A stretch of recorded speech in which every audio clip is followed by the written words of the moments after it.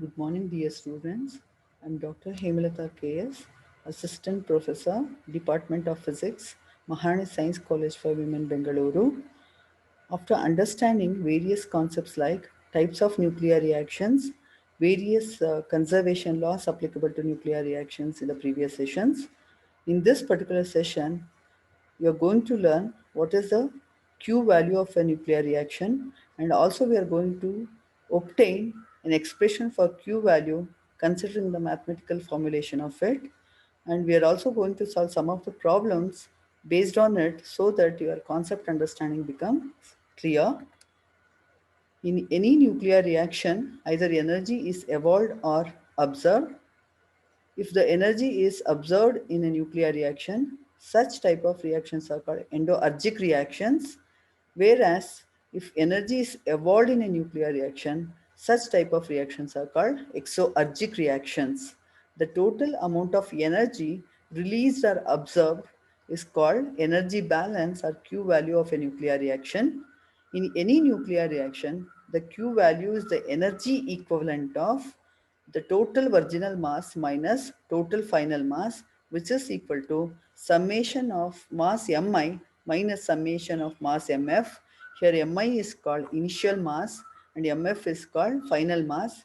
Initial mass is also called as virginal mass. So the difference between the initial mass and the final mass is called Q value of the reaction, and with that we are going to obtain an expression for Q value considering the motion of projectile and product particles taking part in a nuclear reaction.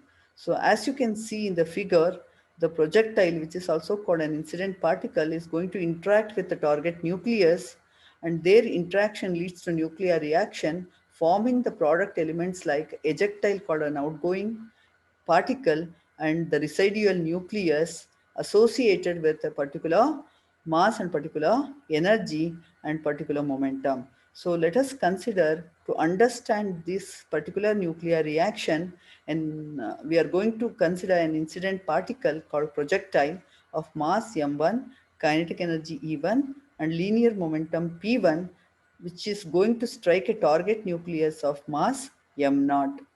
So here, after the nuclear reaction, an ejectile is ejected with a mass m2 associated with a kinetic energy e2 and linear momentum p2, leaving behind the residual nucleus whose mass is m3, the kinetic energy is e3 and linear momentum is p3. So considering this nuclear reaction happening between the interacting particles and the product elements, the law of conservation of energy is applied to it, and we are considering the total energy on the reactant side should be equal to total energy on the product side, so that on the reactant side you have projectile and target nucleus as the reactant elements. So sum of the energies of two particles which are going to interact is considered on the reactant side. The total mass is always the rest mass energy and the kinetic energy of the individual particles. So here m1 c square plus E1 represents the rest mass energy of the projectile plus kinetic energy of the projectile, plus m0 c square represents the rest mass energy of the target nucleus, and here we are going to consider the kinetic energy of the target nucleus as 0 as it is at a stationary position. And on the right hand side, product elements has total energy corresponding to ejectile given by m2c square as its rest mass energy plus E2 representing its kinetic energy and m3c square representing the rest mass energy of the residual nucleus and E3 representing its corresponding kinetic energy. So sum of the total energies on the product side should be equal to the total energy on the reactant side. So call this as equation 1. Here m1 c square, m0 c square, m2 c square and m3 c square are the rest mass energies of the projectile, target nucleus, ejectile and the residual nucleus respectively. From equation 1 we have, considering all the mass terms together taking out c square common, it becomes m1 plus m0 minus m2 minus m3 into c square, which is equal to E2 plus E3 minus E1, which is nothing but the kinetic energies of the product minus kinetic energy of the projectile, which is equal to Q. Here Q is called disintegration energy or the Q value of the reaction, and this Q value of the reaction is given by the difference in kinetic energies of the product elements with respect to reactant element. So here E2 plus E3 represents the total kinetic energy of the product elements, which corresponds to the kinetic energy of ejectile and residual nucleus, minus E1 represents the kinetic energy of the projectile. So this kinetic energy difference between the product elements and the reactant element is going to give you the value of Q, which is called the energy released in the nuclear reaction. The energy E3, if you consider, it is very, very small, which cannot be measured very easily. So it can be eliminated by using law of conservation of linear momentum. So here, if you go back to your figure, E3 represents the kinetic energy of the residual nucleus, and its value will be very, very small, and it is not that easy to measure. So we can consider that particular quantity to be neglected by applying conservation of linear momentum. So here let us consider, according to conservation of linear momentum, total momentum on the reactant side should be equal to total momentum on the product side. And here, as you know, the target nucleus is at rest, its momentum will be zero. So we are eliminating the value of energy corresponding to the target nucleus, such that its momentum is also zero. So here we are applying the momentum P1, which is corresponding to projectile, which is equal to linear momentum of ejectile plus linear momentum of the residual nucleus. Consider this as equation 3. Taking the x components of the linear momentum, P1 equals to P2 cos theta plus P3 cos phi. So if you go back to your figure, if you observe here, the ejectile particle which is ejected in a particular direction with respect to incident direction of the projectile, making an angle theta, can be realized to splits up into two components, one along the x-axis and one along the y-axis. The momentum is considered to be P2 cos theta along the x-axis and P2 sin theta along the y-axis with respect to ejectile, which is being ejected from the target nucleus after interacting with the projectile. And at the same time, you can think of residual nucleus, which is moving in a particular direction, making an angle phi with respect to the original incident direction of the projectile, that is with respect to x-axis, is imagined to consist of two components with respect to its momentum. So it is P3 cos phi along the x-axis and P3 sin phi along the y-axis. And here the negative sign is going to be associated with the vertical component, as it is oppositely directed to the positive y direction, such that the vertical component of momentum is along the negative y direction. So its component is represented as minus P3 sin phi with respect to the residual nucleus. So let us consider here the application of law of conservation of linear momentum, considering its x components and y components separately. So considering the x components, on the left hand side, since the projectile is incident along the x direction, its y component is 0 and it is not subjected to any motion along y axis or y direction. So its component is P1 corresponds to the x directional component. On the left hand side, we have P1 as the value of the momentum with respect to target nucleus is 0, as it is at rest. And we are going to consider its components on the right hand side, that is on the product side, which corresponds to P2 cos theta, corresponding to ejectile momentum along the x direction, and P3 cos phi corresponding to momentum component along the x direction from the residual nucleus. So this is considered to be an equation 4. So considering y components of the linear momentum, similarly, we are going to get on the left-hand side 0 because there is no motion of the projectile along the y-axis and no motion, since with respect to target nucleus, the total momentum on the reactant side is 0. And when you consider the y component of momentum corresponding to ejectile and the product nucleus, it is P2 sine theta for the ejectile and minus P3 cos phi for the residual nucleus. And as I explained, minus comes because the vertical component of residual nucleus is along the negative y direction, indicating that the momentum corresponding to ejectile and the momentum component corresponding to residual nucleus are in opposite direction along the y direction, and so the negative sign comes here, and it is p2 sine theta plus minus p3 cos phi represents the y components of linear momentum. Call this as equation number 5. So when you consider the non-relativistic relation between momentum and kinetic energy, we know that p square, that is momentum square, is given by 2me, where m is the mass, E is the kinetic energy. So p becomes root of 2me. Using this particular value in the previous equations 4 and 5, that is x component and y component equations, left hand side we have in the first equation 4, P1, which is equal to P2 cos theta plus P3 cos phi. So P1 is nothing but root of 2 m1 E1 equal to P2 cos theta, that is root of 2 m2 E2 cos theta, plus P3 cos phi, that is root of 2 m3 E3 cos phi.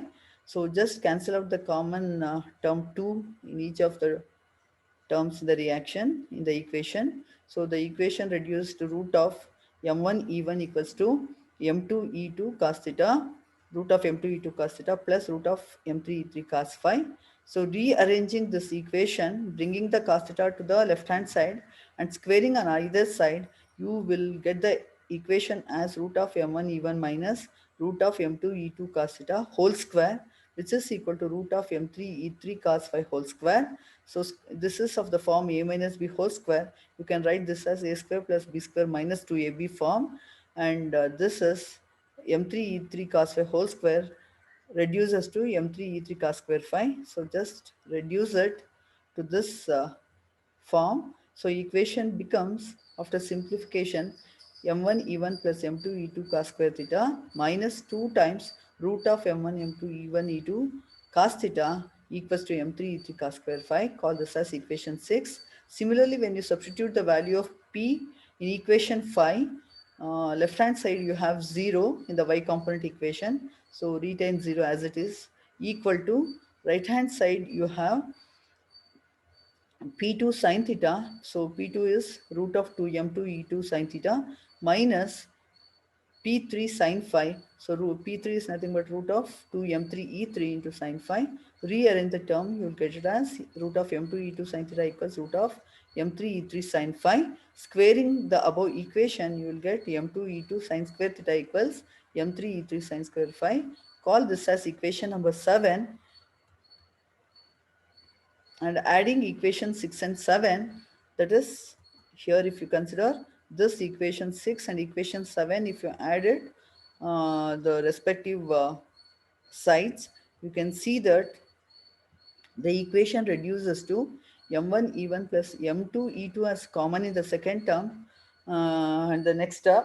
So you're taking m2 into common in the two terms, the equation within the bracket have the term sine square theta plus cos square theta minus 2 times root of m1 e1 m2 e2 cos theta equals to m3 e3 into cos square phi plus sine square phi. And here we know sine square theta plus cos square theta is 1, and on the right hand side cos square phi plus sine square phi is also equal to 1. So the equation reduces to m1 e1 plus m2 e2 minus 2 times root of m1 m2 e1 e2 into cos theta equals m3 e3. From this equation, write the expression for e3, dividing whole left hand side terms by m3. So the equation reduces to e3 equals m1 e1 by m3 plus m2 e2 by m3 minus 2 times root of m1 m2 e1 e2 divided by m3 into cos theta. Call this as equation number 8.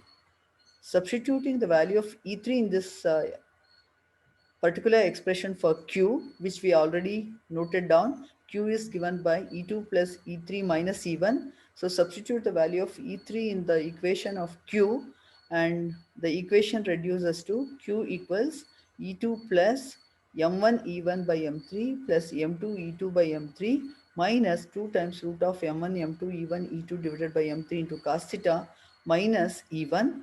And here you can see E2 terms are involved in the first and third term. So take E2 common out of those two terms, and it can be written as E2 into 1 plus M2 by M3 plus again second and the last term has E1. So take E1 common, and it can be written as E1 into M1 by M3 minus 1 minus retain this term of cos theta as it is 2 times root of m1 m2 even e2 divided by m3 into cos theta. So this whole equation represents the Q value of a nuclear reaction. So nuclear reaction, whenever it happens, the energy is released in the form of Q value of a reaction, and it is given by this general equation. So Q is equal to E2 into 1 plus M2 by M3 plus E1 into M1 by M3 minus 1 minus 2 times root of M1 M2 even E2 divided by M3 into cos theta. So the above equation gives Q value of a nuclear reaction, and it is independent of mechanism of the reactions. So when you consider the Q value of any nuclear reaction, also you can decide whether it is going to be a exothermic reaction or endothermic reaction, which is also called exoergic reaction or endoergic reaction, and that you are going to learn in detail in the next session. So now we'll move on to a special case under this Q value expression, or the concept of Q value.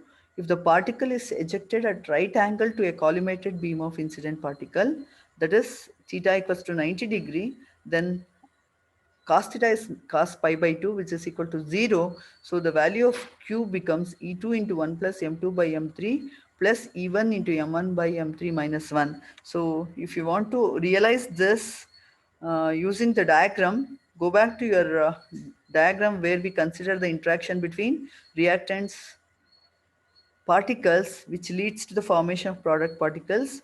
And here you can realize that after the interaction between projectile particle and a target nucleus, the ejectile particle or ejectile which comes out as a process of nuclear reaction, instead of moving in this particular direction, making an angle theta, if theta angle is equal to 90 degree, that means if you imagine this slowly moves perpendicular to the direction of projectile, that is along the y direction, if you imagine the ejectile direction such that it makes an angle theta with respect to virginal direction of the x-axis or virginal direction of the projectile. In that case, theta is going to be 90 degree, such that in the expression for q you have cos theta term, and there you substitute for here cos theta, which is cos 90, and this terms get eliminated. As you know, cos 90 is 0. This last term gets eliminated, and in this particular special case of ejectile ejecting at right angle to a incident particle, the expression Q becomes E2 into 1 plus M2 by M3 plus E1 into M1 by M3 minus 1. So this is about the concept of Q value, and hence the expression what we derived for Q value of a nuclear reaction. With this, we'll move on to problems. Consider problem number 1. Determine the product nuclei and Q value in the following reactions given by aluminium 27. Within the bracket you have deuterium represented by D, comma, alpha particle alpha within the bracket, and you have another reaction given by magnesium 25. Within the bracket you have alpha comma D. Mass of aluminium 27, magnesium 25, alpha and D are given to be 26.9901, 24.9936, 4.0039 and 2.0147 units respectively. So in order to understand what is the Q value in these two reactions, first we should write the nuclear reaction which is going to happen between the given reactants and the products, so that the equation can be written in the first case as aluminium 27 d alpha. Here when you write the particles within the bracket, the first particle represents the projectile and the second particle represents the ejectile. So when projectile interacts with aluminium 27, that is a target nucleus, it is going to give you an alpha particle. So the remaining mass number and atomic number, if you observe, you will come to know which is the product going to be formed. So consider that simple equation or simple reaction here: aluminium interacting with deuterium, and you know deuterium is nothing but hydrogen with mass number 2. So consider this reactants on the left hand side. Their interaction will give you helium, whose mass is 4 and atomic number is 2. So here you have 27 plus 22, 29 as the total mass number. Out of that, if you consider 4, it is subtracted by emitting helium, you have the remaining mass number as 25. And also if you observe atomic number 13, and here it is 114, and here it is already 2 is there, so you have the atomic number associated with the element is 12. So once you know the atomic number 12, easily you can judge it is nothing but your magnesium nuclei. So magnesium is released along with the helium in this reaction, and along with that some amount of energy is released in the reaction as Q value of the reaction. So considering this equation, you consider the reactant side and product side, substitute their corresponding masses, and observe the total difference in mass and convert that into energy. You will get the Q value of the nuclear reaction. So here the mass of aluminium is given to be 26.9901 plus mass of the deuterium is 2.0147 equal to mass of the magnesium is 24.9936 plus helium is 4.0039 plus Q. So Q can be written as sum of the masses on the reactant side minus sum of the masses on the product side. So it is 0.0073 units, and convert that into equivalent energy by considering 1 unit or 1 AMU equals to 931.5 mega electron volt. So multiplying this mass difference between the two, that is between the reactants and the product, by 931.5, you will be getting 6.799 MeV as the energy value, and that is the Q value of a nuclear reaction, which is going to be released as it is positive. We always consider that as an exothermic reaction. This you are going to learn in detail how to consider a reaction as exothermic reaction based on the sign of Q value in the next session. Just I am giving you a hint here that since we are obtaining the value in terms of positive sense, that tells you that this particular reaction is an exothermic reaction. So in the second case, similarly, you apply magnesium 25 as the target nucleus, and you have an alpha as the interacting particle, that is projectile. After interaction, it leads to the product elements of deuterium 1H2, such that the product nucleus formed will be, if you analyze, it is aluminium. So aluminium 13 with mass number 27 is formed. Along with that, energy of a reaction is given by Q, and we are going to estimate here the value of Q. So substitute the masses of magnesium, helium on the left hand side, 24.9936 plus 4.0039, which is equal to masses of the products, that is deuterium plus aluminium. Aluminium is 26.9901 plus deuterium is 2.0147 plus Q. So if you consider the equation Q, it is total mass on the reactants minus mass on the product. So it becomes minus 0.0073 units, and if you multiply by 931.5, you will get the equivalent energy, which is minus 6.797 MeV. So here Q value comes out to be negative, and you can here understand that this negative value tells that the reaction is endoergic or endothermic reaction, which you are going to learn in detail in the next session. So let us consider the next problem. What is the Q value of a nuclear reaction? Calculate it for the reaction taking place in Rutherford's experiment on artificial disintegration of nitrogen by bombardment with alpha particles.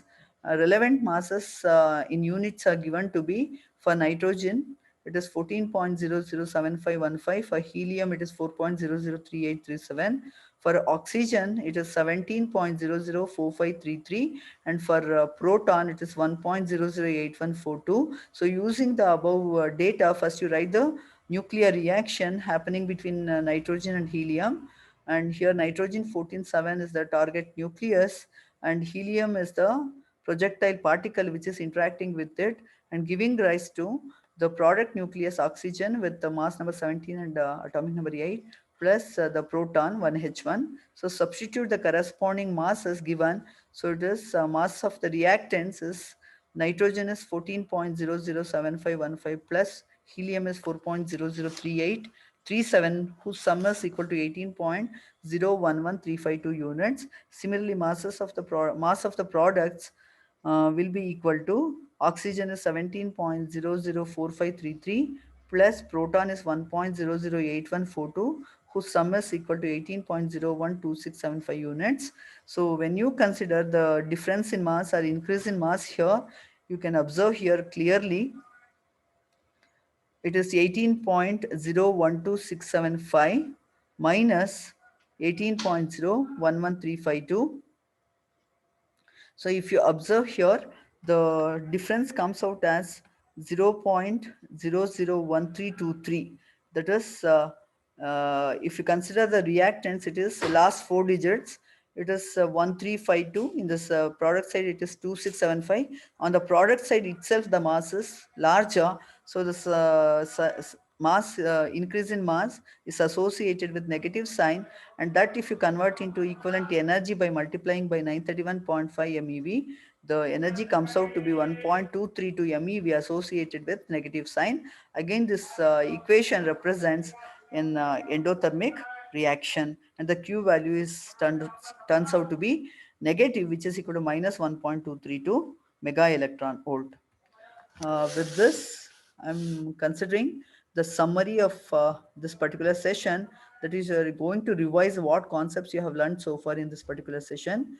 You understood the definition of Q value, and also you learned what is two types of reaction in simple, that is exoergic and endoergic reaction based on the definition. And also through problems you learned how it can be taken as positive as well as negative and what it signifies. And you understood that if Q value is positive, it is called exothermic or exoergic reaction, and if it is negative, it is called endoergic or endothermic reaction. And also we derived a mathematical proof for Q value, that is we obtained the expression for Q value by considering the mathematical analysis, by considering the interaction between the reactant particles, that is between projectile and target, leading to formation of product elements. And hence by applying law of conservation of energy and linear momentum, we could obtain an expression for Q, which is the energy balance of a nuclear reaction. And expression for Q value when a particle is ejected at right angle to an incident particle also, you noticed that as a special case when ejected particle is at right angle to the incident particle, cos theta terms get eliminated and you will be associated with the Q value expression without the cos theta terms. And also we solved some of the problems related to it. And I hope you have understood all the concepts what I have taught in this particular session. The references used for this particular sessions are noted here, and you can take down. It is Nuclear Physics by D.C. Tayal, Atomic and Nuclear Physics by Ghoshal, Modern Physics by Basavaraj sir, and it is Arthur Beiser, which will help you to understand the concepts of modern physics. And with this, I'm going to wind up the session and I'm going to continue the higher topics, that is various types of nuclear reactions called exothermic and endothermic reactions in detail in the next session. And also you are going to understand what is threshold energy in the next session and many more important concepts along with the problems. So in this case, I'm going to wind up now. So thank you one and all.